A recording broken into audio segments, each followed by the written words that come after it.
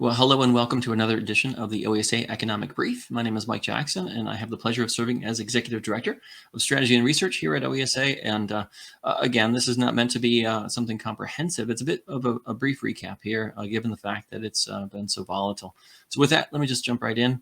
We're going to cover some global context, and then we'll come back to the U.S. outlook. We'll talk about sales and production dynamics, and then we'll wrap things up.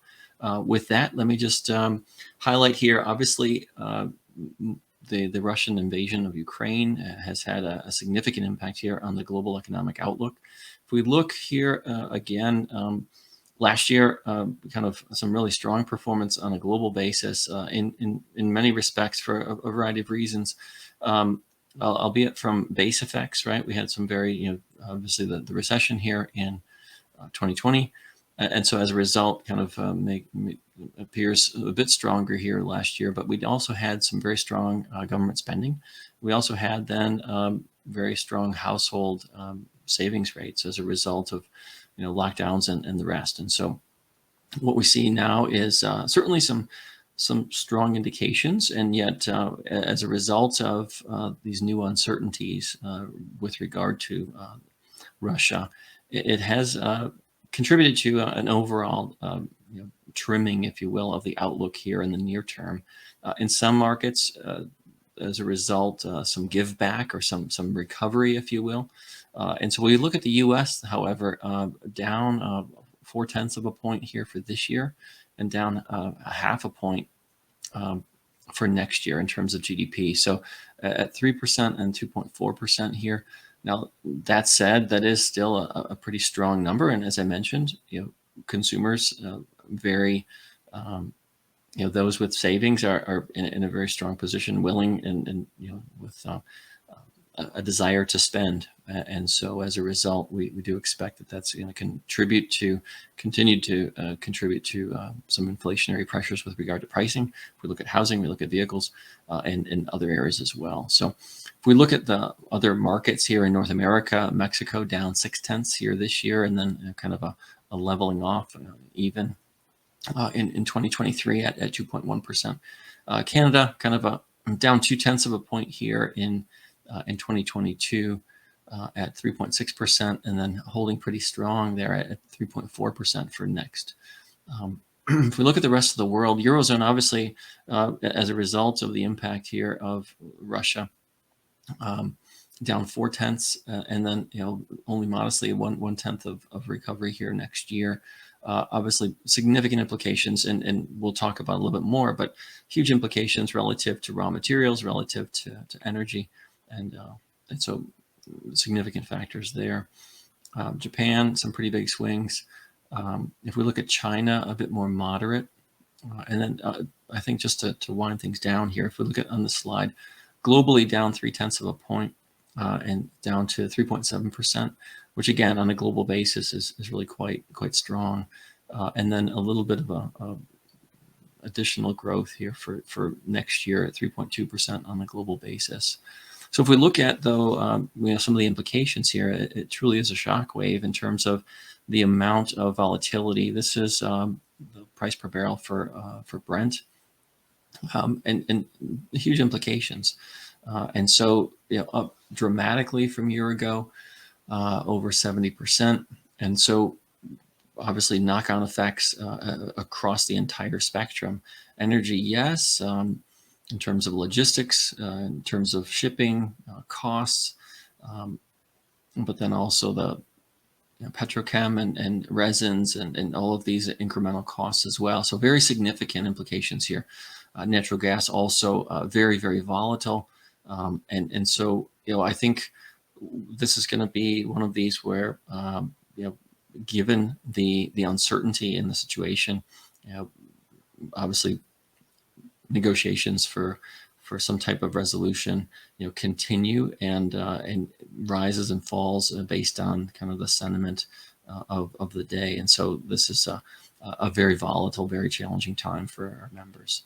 If we look at what that means then and translates to in terms of global pump prices, in the UK, $8.09 a gallon. In the US, $4.23 a gallon as of yesterday. So Here, the chart here on the left, some very significant implications, and across all of Europe in terms of prices at the pump, and so has a huge impact here. If we think, obviously, the industry constrains supplies right now, and so we've seen transaction prices very robust.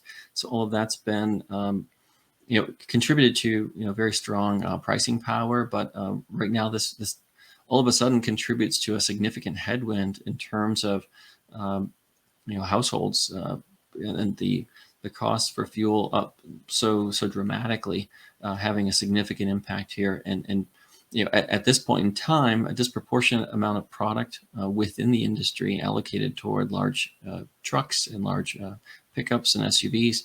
And so, yes, they are certainly higher margin, and yet that creates some headwinds here in North America, and in many respects does offer some tailwinds to adoption of EVs if you can find them. So with that, let me just highlight a couple of early supply chain impacts. Clearly, the vast majority of operations have been suspended within Russia and Ukraine.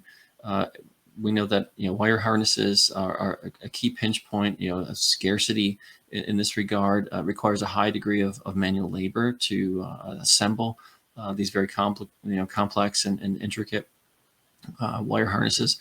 And so as a result, a significant disproportionate amount of supply headed to Germany. And so a number of manufacturers have had to idle capacity.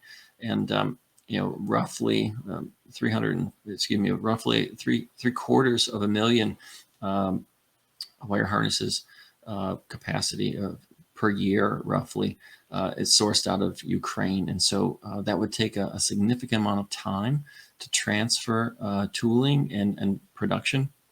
And so significant risks remain at this point. And so we know that production has ebbed and flowed, and yet it still remains something we watch very closely. Renault, a disproportionate share of ownership in Russia with Avtovaz, and so shares came under tremendous pressure as nations around the world have suspended trading and activity with Russia. And so we know that there are also then a significant number of raw material pressures that where Russia and Ukraine contribute a disproportionate amount. Palladium is just one example. Rare earth, precious metal, contributing to catalytic converters, and so accounts for a disproportionate amount, almost 50%, about 40% of palladium it comes out of this area.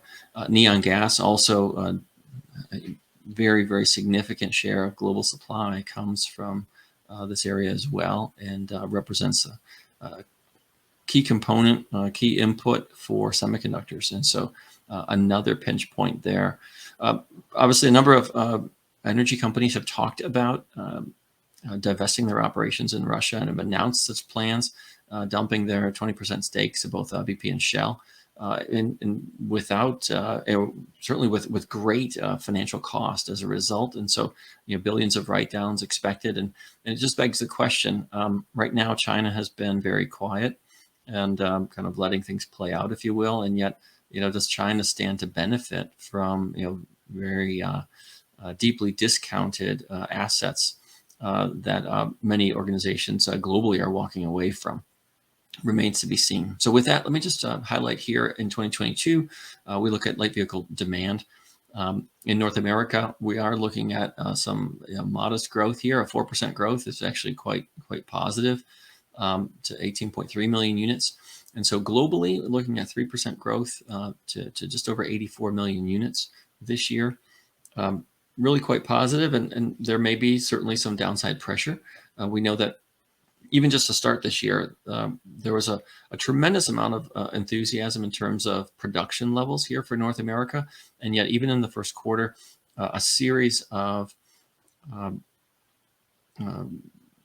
production shortages, production work stoppages as a result of lack of supply of semiconductors. And so significantly challenging for suppliers, and so as a result, there is some downside pressure here in terms of the ability to produce, and then ultimately constraining supply, which may then also contribute to some downside pressure here in not having the kind of availability of product. But if we look here, China, looking at 5% growth here, and for the most part, these are really back end weighted. We know that China right now, obviously, some further lockdowns as a result of more outbreaks relative to COVID, and so represents a significant headwind here.